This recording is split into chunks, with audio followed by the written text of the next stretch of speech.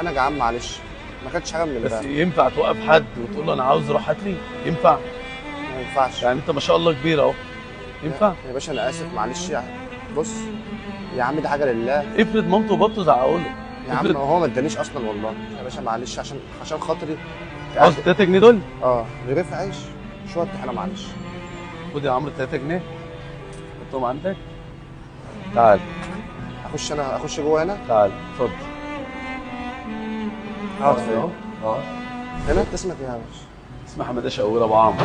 معلش يا عم حماده، بس انا عايز رغيف واحد وشويه طحينه صغيره. على دماغك على دماغك، اجيب لك رغيف واحد. وفي اللحظة دي كلنا استغربنا، هو بجد هيحطوا له رغيف وطبق طحينة؟ ايوه يا باشا.